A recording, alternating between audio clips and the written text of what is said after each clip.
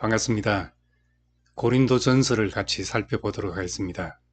앞서 로마서에서 바울은 예수 그리스도 안에 하나님의 의가 나타나서 행위로 차별하지 않으시고 만민을 부르시는 하나님을 말씀했습니다.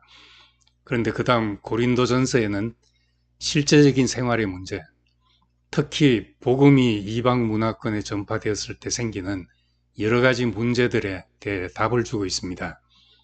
로마서가 율법, 칭의, 성화, 구원 등과 같은 교리적인 문제를 말했다면 고린도전서는 순결, 양심, 사랑, 그리고 소송 같은 윤리와 도덕적인 문제를 다룹니다. 그래서 고린도전서는 실제 초대교회 생활이 어떠했는지를 간접적으로 보여주는 책으로 소중한 가치가 있습니다. 고린도는 지중해에서 가장 활발한 상업 도시이자 항구 도시였습니다. 외지에서 오는 선원들과 상인들이 들끓었고 잡다한 직업과 인종이 섞여 있는 도시여서 방탕의 도시로 유명했습니다. 고린도스럽다는 말이 성적으로 부도덕하다는 말과 같은 의미로 쓰일 정도였습니다. 이런 상황인데 1장 1절에 고린도에 있는 하나님의 교회, 곧 그리스도 예수 안에서 거룩하여지고 성도라고 부르심을 받은 자들이라고 말씀한 것은 놀라운 역설입니다. 빛은 어두움 속에서 밝히 드러납니다. 이 죄악의 도시에 복음이 전해졌고 고린도서와 같은 말씀이 우리에게 주어졌습니다. 바울은 안디옥에서 바나바와 결별한 후 2차 전도 여행 중에 고린도에서 브리스길라와 아굴라를 만났고 고린도에 1년 6개월을 머물렀습니다. 한편 예루살렘 교회에서는 바울의 선교지마다 사람을 보내 바울이 전하는 복음을 의심케 하고 사도 직분에 대해 문제를 제기했습니다. 그 영향으로 고린도 교회에서 바울에 대한 신뢰가 크게 흔들렸습니다. 이에 바울은 고린도 교회의 여러 가지 문제와 상황에 대해 편지로 답을 해야 하게 되었습니다. 첫째로 교회 분열 문제였습니다. 사람들이 모이면 어디나 주도권 경쟁이 생기게 마련입니다.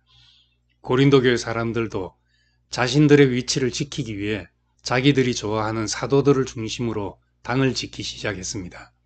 나는 바울파다, 나는 아볼로파다, 나는 게바파다, 나는 그리스도파다 하며 파벌을 이루었습니다. 바울은 그리스도께서 나눠졌습니까? 바울이 여러분을 위해 십자가에 못 박혔습니까? 또 여러분이 바울의 이름으로 세례를 받았습니까? 이렇게 말하면서 십자가의 도를 설명합니다. 우리는 십자가에 못 박힌 그리스도를 전합니다. 이것이 유대 사람에게는 마음에 걸리는 일이며 이방 사람에게는 어리석은 것이지만 부르심을 받은 사람들에게는 유대 사람이든 그리스 사람이든 그리스도는 하나님의 능력이며 하나님의 지혜입니다. 라고 말씀했습니다. 하나님께서는 지혜로운 사람들을 부끄럽게 하시려고 세상의 어리석은 것들을 택하셨고 강한 것들을 부끄럽게 하시려고 세상의 약한 것들을 택하셨습니다. 또한 하나님께서 잘난치 하는 것들을 없애시려고 세상의 천한 것들과 멸시받는 것들과 아무것도 아닌 것들을 택했습니다. 이는 어떤 육체라도 그분 앞에서 자랑하지 못하게 하려는 것입니다. 하면서 복음의 진수를 쏟아냈습니다. 그리고 2장에 가서 내가 여러분 가운데서 예수 그리스도 곧 십자가에 못 박히신 그분 외에는 아무것도 알지 않기로 작정했습니다. 이는 여러분의 믿음이 사람의 지혜에 있지 않고 하나님의 능력에 있게 하려고 한 것입니다. 말씀했습니다. 분명 상황은 파벌과 분열의 어두운 상황인데 그의 처방은 십자가의 도라는 근원적인 처방이었습니다. 두 번째는 도덕적 문제였습니다. 바울이 고린도를 떠나 에베소에 있을 때 고린도에서 온 글로에를 통해 고린도 교회 상황을 듣게 되었습니다. 계모와 동침하고 창녀와 관계를 갖는 등 성적인 타락과 교회 안에 이런 것들을 묵인하는 경향도 있었습니다. 이에 대해 바울은 여러분은 자신이 하나님의 성전인 것과 하나님의 성령께서 여러분 안에 계시는 것을 알지 못합니까? 라며 몸을 더럽히는 것은 하나님의 집을 더럽히는 것이라고 훈계했습니다. 또 교인들 간에 다툼이 생기고 법정 소송까지 가는 일도 있었고 술에 취하는 문제, 우상의 재물을 먹는 문제 등 여러 문제들이 생겨서 바울에게 이 일에 대해 물어왔습니다. 바울은 이런 문제들에 대해 모든 것이 허용되나 모든 것이 유익한 것은 아닙니다. 모든 것이 허용되나 모든 것이 덕을 세우는 것이 아닙니다. 라고 대답했습니다. 할 수 있냐 없냐 보다 무엇이라도 가능하지만 그것이 교회에 유익을 주는가, 덕을 세우는가를 생각하며 판단하라는 말씀입니다. 세 번째는 복음에 관한 문제였습니다. 고린도 교회에는 은사주의가 성행했습니다.